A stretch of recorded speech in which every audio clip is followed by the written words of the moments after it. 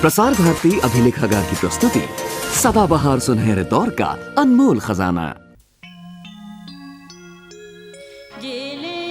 यदि बोल सकती तो बार बार दोहराती, देश प्रेम के दीवानों की अमर कथाएं गाती।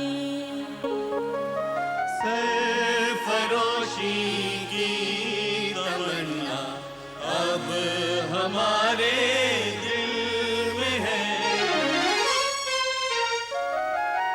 काला पानी काल कोठरी, जेल जेल से नाता, 57 से शुरू हुई जो बलिदानों की गाथा, सड़कों पर लाठी और गोली, जेलों में उत्पीड़न, झूल गए फांसी के फंदे, हंस कर वो बलिदानी जन।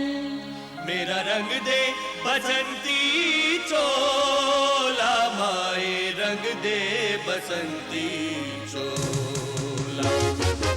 हम आजाद देश को आगे आगे ले जाएंगे, लेकिन तीसराज जेलों को भूल नहीं पाएंगे, भूल नहीं पाएंगे, भूल नहीं पाएंगे।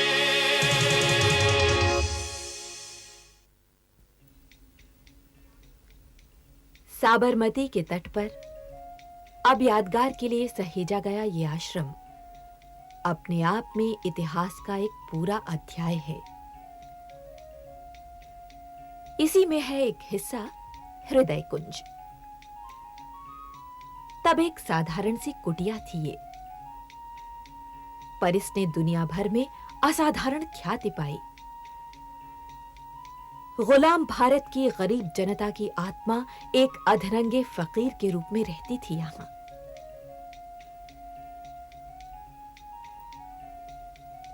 अपनी एक छवि में पूरे देश की तस्वीर को लेकर चलने वाले इस सहज व्यक्ति का नाम था मोहनदास करमचंद गांधी। गांधी जी के बारे में आगे चलकर विश्वविख्यात वैज्ञानिक आइंस्टीन ने कहा था कि आगे आने वाली पीढ़ियां मुश्किल से ये बात मानेंगी कि इस तरह का हाड़ मांस का कोई इंसान कभी इस धरती पर रहता था। गांधी जी ने शुरू में दक्षिण अफ्रीका को अपनी गतिविधियों का केंद्र बनाया। वे जनवरी 1915 में भारत लौटे, लेकिन उनकी ख्याति यहां उनसे पहले ही पहुंच चुकी थी। लोग जान चुके थे सत्याग्रह का हथियार दक्षिण अफ्रीका में पूरी तरह सफल रहा है। लोग ये भी जान चुके थे कि जेल जाना भी हंसी खेल हो सकता है। दक्षिण अफ्रीका में प्रवासी भारतीयों ने जेल को किंग एडवर्ड का होटल कहना शुरू कर दिया था। होटल न गए, जेल हो आए। उस वक्त तक गांधी जी आ गए थे भारत में, अपनी समस्त कीर्ति जो लाए थे वहाँ से दक्षिण अफ्रीका से, उसके साथ पूरा देश उनके पीछे जैसे दीवाना होकर के चल रहा था। उनका वाक्य वेद वाक्य की तरह था, जो कुछ वो कहते थे उसको लोग मानते थे। दूसरे बड़े बड़े नेता उस वक्त तक अपना विदा ले चुके थे। योगी अरविंद पांडिचेरी के आश्रम में योगाश्रम के रूप में बैठ गए थे, वहाँ लेकर के। लोकमान्य तिलक का निधन हो चुका था। विपिन चंद्र पाल वो भी बड़े नेता थे, वो भी राजनीति से संन्यास ले चुके थे। लाला लाजपत राय उस ज़माने में अमेरिका चले गए थे 1907-8 में, और फिर नॉन कोऑपरेशन मूवमेंट शुरू हुआ। तो एक नई फिज़ा उसके बाद गांधी जी ने कहा, पहली चीज़ उन्होंने कही कि अपने मन से भय को निकाल दो, और जब तुम भय को निकाल दोगे तो तुम समझोगे कि तुम स्वतंत्र हो गए। और सचमुच ऐसे ही हुआ। लोगों ने अपने दिल से भय को निकाल दिया। अब न उन्हें जेल से डर था, न उन्हें लाठीचार्ज से डर था, न उन्हें गोलियां खाने से डर था। एक अदम्य उत्साह, एक अपनी आज़ादी की ऐसी भावना पैदा हो गई कि जिसने देश की काया पलट कर दी। जान हथेली पर रखकर संघर्ष में कूद पड़ने वाले बलिदानियों के लिए न जेल कुछ थी, न यातनाएं कुछ, न काला पानी की कठोरतम यंत्रणाएं कुछ, और न कुछ था उनके लिए फांसी का फंदा। कुछ था तो केवल आजादी का लक्ष्य।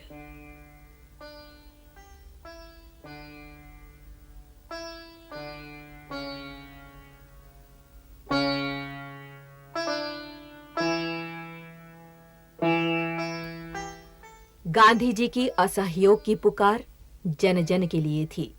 विदेशी का बहिष्कार और स्वदेशी का प्रचार हर परिवार के लिए था। सविनय अवज्ञा सबको अपनानी थी ताकि अंग्रेजी शासन की जेलें पूरी तरह भर जाएं, कम पड़ जाएं। सत्याग्रह में एक बार शामिल हो जाने पर पीछे मुड़ना हो ही नहीं सकता। सत्याग्रह में पराजय की कल्पना ही नहीं है। सत्याग्रही मरते दम तक संघर्ष करता रहता है। इसके लिए जरूरी था भारतीय जनता का निडर होना। गांधी जी ने यही सिखाया। आत्मबल धारण कर अनमोल, महात्मा गांधी की जय बोल।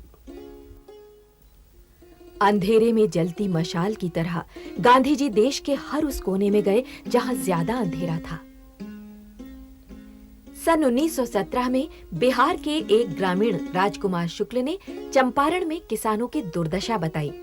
गांधी जी चंपारण पहुंचे। वे जहां रुके, स्थानीय और प्रांतीय राजनेता उनके साथ हो लिए।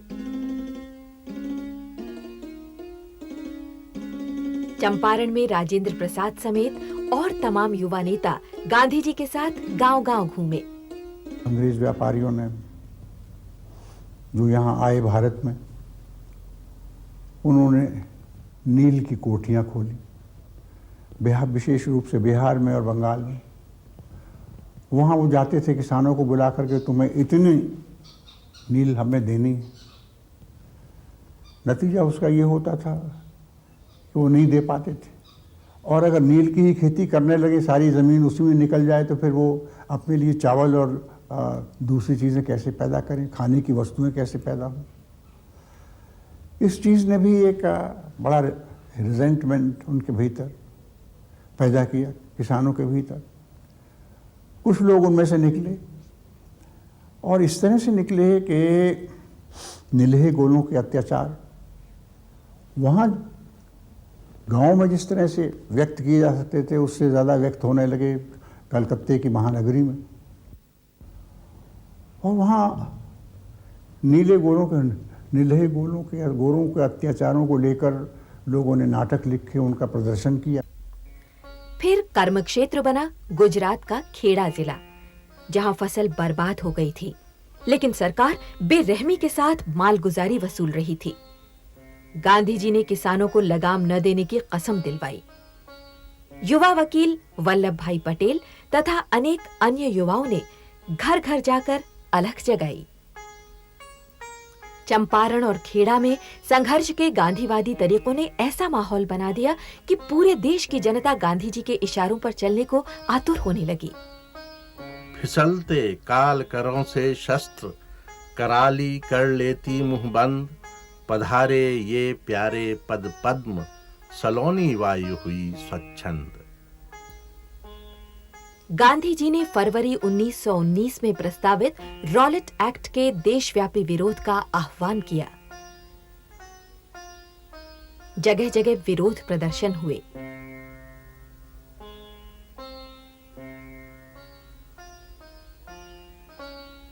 दमन चक्र चला। उनके दौरान हिंसा भड़की।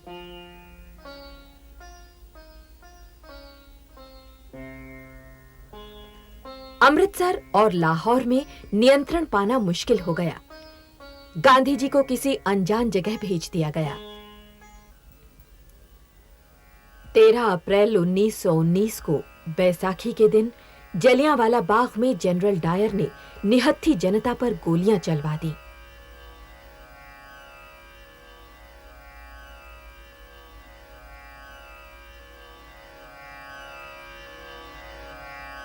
सैकड़ों हजारों लोग मारे गए। मार्शल लॉ लागू किया गया। गांधी जी इतनी बड़ी हिंसा के लिए तैयार न थे। उन्होंने आंदोलन वापस ले लिया। अंग्रेजी हुकूमत ने उधर तुर्की में भी दमन चक्र जारी रखा था। गांधी जी ने खिलाफत आंदोलन को असहयोग का मार्ग दिया। पेशावर की उस गली को देखा कि जहां पठानों पर गोली चली थी। पहले तो उन्होंने गढ़वाल रेजिमेंट के लोगों को बुला के कहा शूट, आफ्टर डिक्लेयरिंग दी असेंबली अनलॉफुल। गढ़वाल रेजिमेंट के जो सूबेदार मेजर थे चंदर सिंह, उन्होंने कहा हम निहत्थे आदमियों को गोली नहीं चलाएंगे। तो उनको फौरन सस्पेंड किया गया और कोर्ट मार्शल उनका किया गया। चंदर सिंह को लाइफ ट्रांसपोर्टेशन दिया गया और दूसरे लोगों को लंबी लंबी सजाएं 10 बरस की दी गई। फिर उन्होंने अंग्रेज रेजिमेंट से कहा गोली चलाओ। गोली चली वहाँ पर, छोटी सी एक 20 फुट चौड़ी गली थी, वो लंबी गली। वहाँ मैंने देखा कि गोली चल चुकी थी, कई दिन हो चुके थे, लेकिन दीवारों पे थक के थक खून जमा हुआ था बिल्कुल दोनों तरफ। मुझे बताया गया कि वहाँ 455 पठान मारे। ये तो 8-10 का जिक्र करते हैं और उस वाक़े को बिल्कुल छोड़ देते हैं, लेकिन बादशाह खान ने जो कहा था, बयान दिया था उसके बाद कि 455 पठान थे वहाँ, और किसी पठान के पीठ पे गोली कोई लगे हुए दिखा देता तो मैं मूवमेंट बंद कर दूँ। सब ने सीना खोल करके गोलियाँ खाई थी। यानी एक जिसको कहते हैं कि साहसी मृत्यु, पूरे साहस के साथ मृत्यु, मौत का सामना करना, अद्भुत। यानी अहिंसा की इससे बड़ी मिसाल कोई दूसरी, कि सामूहिक अहिंसा की, जिसमें 455 आदमी मरे, सब सीने पे गोली खा करके मरे, एक के बाद एक गिरते गए और आगे बढ़ते गए, पीछे नहीं हटे कोई, जिनमें छोटे छोटे बच्चों की भी लाशें थी जिनके सीने पे गोलियां थी। अद्भुत दृश्य था वो। तो मैं जब उस चीज़ को मैं याद करता था, उस अफरीदी को, कि जिसके रग रग में हिंसा भरी हुई थी, और जब इनको देखता था पठानों के इस कायाकल्प को, तब मेरा मस्तक झुकता था कि महात्मा गांधी की उस कि कितना अद्भुत चमत्कार उन्होंने एक पूरी कौम को बदलने में, अहिंसा के मार्ग को लाने के लिए। पूरे देश में स्वदेशी के प्रचार की और चरखा अपनाने की मुहिम जारी थी। जनजातियां भी इसमें शामिल हो गईं। सुदर्शन चक्र सा जब अपना चरखा वो चलाता है, जमाना क्या जमी क्या, चरख भी चक्कर में आता है।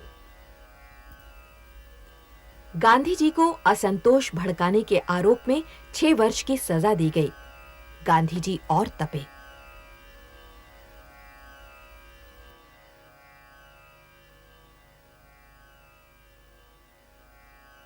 कारागृह में दे दिव्य जन्म, मानव आत्मा को मुक्त क्रांत, जन शोषण की बढ़ती यमुना, तुमने की नत पद प्रणत शांत।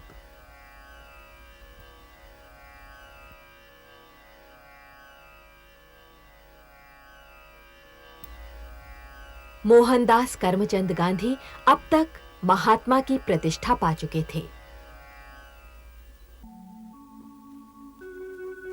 चल पड़े जिधर तो डगमग में, चल पड़े कोटि पग उसी ओर, पड़ गई जिधर भी एक दृष्टि, गड़ गए कोटि दृग उसी ओर।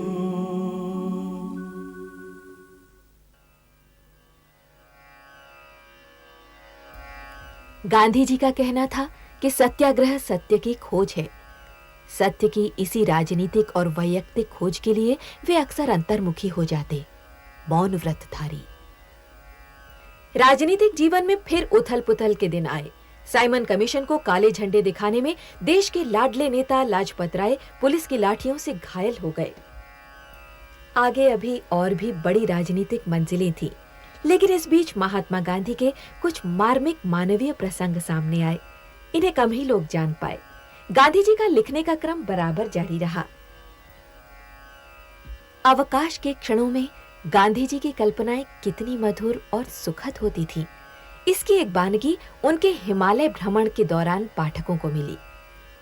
बालक इस दृश्य को देखें तो कह उठेंगे, ये तो झागों के फेनों के पहाड़ हैं, पहाड़। मुझ जैसा चरखे का दीवाना कहेगा किसी ने रेशम जैसी रुई का पहाड़ खड़ा कर रखा है, और किसी हिंदू की भावना होगी, यह तो साक्षात दया के भंडार शिव जी अपनी उज्जवल जटा में गंगा जी को रोक रहे हैं और सारे जगत को प्रलय से बचा रहे हैं। इन सारी कल्पनाओं के बाद, जो किसी कुशल नाटककार के संवाद जैसी लगती हैं, गांधी जी ने आगे अपनी बात लिखी। सच्चा हिमालय तो हृदय में है। इस हृदय रूपी गुफा में छिपकर उसमें शिव दर्शन करना ही सच्ची यात्रा है। यही पुरुषार्थ है। 2 जुलाई 1929 को गांधी जी का ये थकान हरने वाला पर्वतीय प्रवास समाप्त हो गया और वे साबरमती आश्रम लौट आए।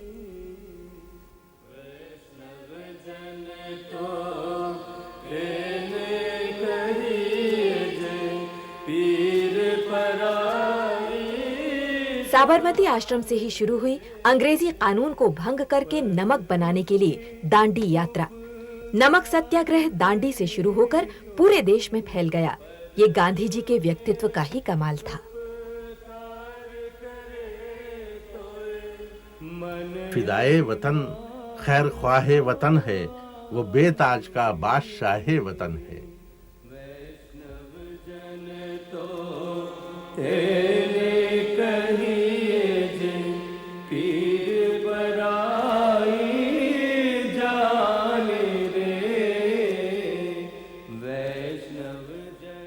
ऐसा है कि उस समय में तो विद्यार्थी नहीं थी, तो हम जुलूस निकलते थे, पिकेटिंग होता था, ऐसे ऐसे जो प्रवृत्तियाँ चलती थी। और उस समय मैं भावनगर में रहती थी, तो हमारे यहाँ ऐसा बताया था गांधी जी ने और सरदार साहब ने कि जबकि इस देश में स्वतंत्रता आएगी तब सब ये छोटी प्रिंसली स्टेट्स हैं, देशी राज्य, वो ऐसे आपे आप गिर जाएंगे जैसे कि पक्के फल गिर जाते हैं। तो आप लोग वहाँ मत लड़ो, वो हमारा पहला दुश्मन नहीं है, पहला अंग्रेज है, वो अंग्रेज के टेंटेकल्स है, वो जब हट जाएंगे तो ये सब मर जाएंगे और नाश हो जाएंगे। तो ज़्यादातर सौराष्ट्र, हम सौराष्ट्रवासी, तो सौराष्ट्र के जो फ्रीडम फाइटर्स थे वो मोस्ट ऑफ देम वो ब्रिटिश इंडिया जैसे कहते थे, उस समय ऐसी भाषा चलती थी, वहाँ जाके लड़ते थे। तो गांधी जी ने जब नमक सत्याग्रह शुरू किया 1930 में, तो हमारे जो लोग थे उसके साथ जुड़े हुए सब अहमदाबाद ज़िले के जो ऐसे ऐसे समुद्र किनारे के जो गांव थे वहाँ जाके सत्याग्रह किया। और मैं तो तब उसी समय तो मेरी उम्र बहुत कम थी। 42 में हमने जो देखा कि बड़े बड़े शहरों में, प्रिंसली स्टेट में भी थोड़ा थोड़ा चलता था, तो हमारे जैसे कई लोग विद्यार्थी पिकेटिंग में जाते थे, कभी पकड़ते वो छोड़ देते, ऐसा कुछ भावनगर स्टेट ऐसा नहीं था, तो इसमें हम शामिल होते थे। हे बापू, विष का ये अंतिम कटोरा है, इसे पी जाओ। गुजराती की ये कविता बापू को उस समय सुनाई गई जब वे लंदन के गोलमेज सम्मेलन के लिए जाने वाले थे। हंसकर बापू ने ये प्याला भी पिया। अंग्रेजों के प्रति नहीं, अंग्रेजी उपनिवेशवाद के विरुद्ध थे वे। वो कौन एक मुट्ठी भर का अधरंगा सा बूढ़ा फकीर, जिसके माथे पर सत्य तेज, जिसकी आंखों में विश्व पीर। इसी यात्रा के दौरान 2 प्रशंसकों की आपसी भेंट भी हुई, गांधी जी और रोमा रोला।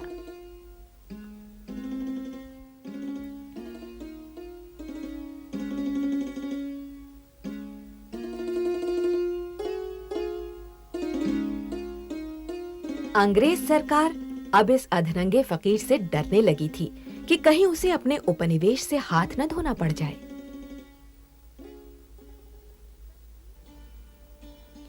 सन 30 और 33 के बीच गांधी जी बार बार पकड़े गए और छोड़े गए। ज्यादातर वे यरवदा जेल में रखे गए।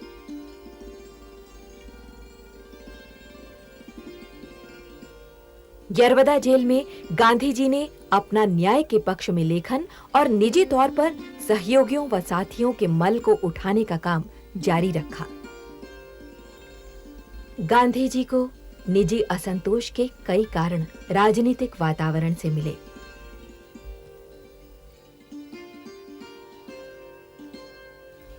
वे अक्सर मौन रहने लगे, उपवास भी रखने लगे। एक बार उन्होंने 21 दिन तक उपवास रखा। 1933 में वे सत्याग्रह आश्रम वर्धा चले गए और फिर धीरज का बांध टूटा। अगस्त सन 1942 जन आक्रोश का विस्फोट, अंग्रेजों भारत छोड़ो का नारा उठा। गांधी जी फिर बंदी बनाए गए। उनके साथ उनकी धर्मपत्नी कस्तूरबा और उनके सचिव महादेव देसाई भी पकड़े गए। इन सभी को पूना के आगा खां पैलेस में बंदी बनाकर रखा गया। तमाम राजनीतिक बंदियों को अहमदनगर फोर्ट भेज दिया गया। नाम को पैलेस, पर जेल ही तो था आगा खां पैलेस। आगा खां पैलेस की दीवारों ने बापू के अटूट धैर्य को एक क्षण टूटते देखा। करुणामयी आंखों में उस क्षण बेबसी की 2 बूंदें छलक आई थीं। महादेव भाई इसी जेल में रहते रहते हमेशा के लिए चल दिए थे और अब सहधर्मिणी कस्तूरबा भी। 62 वर्ष का साथ था उन दोनों का। जेल परिसर में ही चिता जलाई गई। जाते जाते बापू की आंखों के 2 अश्रु बिंदुओं का आचमन ले गईं वे। आज युगों के बाद हिमाचल आंसू भरकर रोया।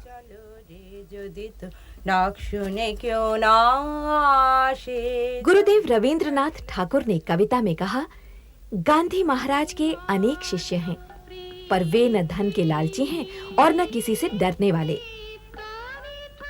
गांधी जी अभय अडिग अपने पथ पर चलते रहे निरंतर।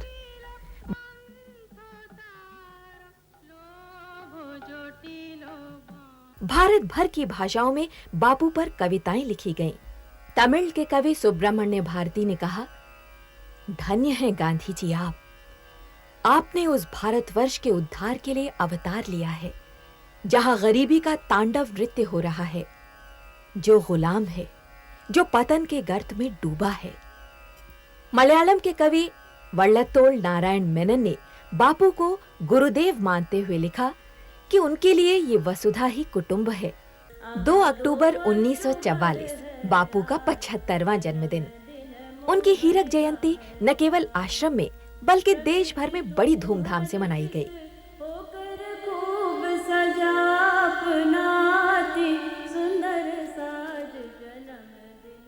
महात्मा कहें, राष्ट्रपिता कहें या सिर्फ बापू, उतना बड़ा व्यक्तित्व, छोटे पड़ जाते हैं सभी संबोधन। छोटी पड़ गई थी सभी जेलें। उनके व्यक्तित्व को बंद करना मुश्किल ही नहीं, असंभव था। हाँ, गांधी जी जब चाहते खुद को बंद कर लेते, मौन धारण करके। अंतर्मुखी, ऊर्ध्वमुखी, मंगलाकांक्षी। हे धरा के अमर सुत, तुमको अशेष प्रणाम। जीवन के अजस्र प्रणाम, मानव के अनंत प्रणाम। हे कोटि चरण, हे कोटि बाहु, हे कोटि रूप, हे कोटि नाम, तुम एक मूर्ति, प्रतिमूर्ति कोटि। हे कोटि मूर्ति तुमको प्रणाम, हे कोटि मूर्ति तुमको प्रणाम। कहते